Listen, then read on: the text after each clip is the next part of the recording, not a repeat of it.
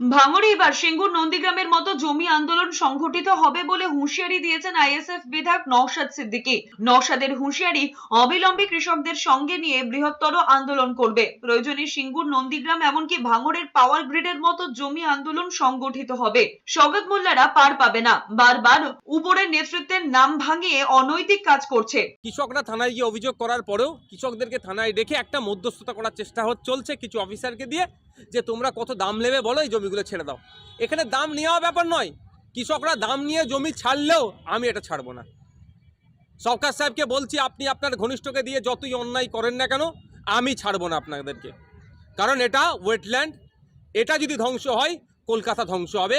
অল্পতেই কলকাতার ফুসফুস আক্রান্ত হচ্ছে, সুতরাং এটা আমি ছাড়বো না।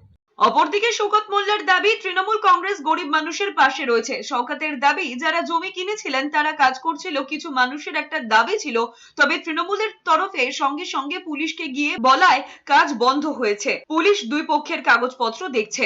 কিছু মানুষের একটা দাবি ছিল, আমরা সঙ্গে সঙ্গে পুলিশকে বলি কাজ বন্ধ, দুই পক্ষের কাগজপত্র থানা দেখছে, এবং আমি মনে করি কোনো গরিব মানুষের এতটুকু স্বার্থ স্থিতি নষ্ট হবে না। আমরা গরিব মানুষের পাশে আছি। আমরা যারা জমি মালিক, যারা জমির ওনার, আমরা তাদের পাশে আছি।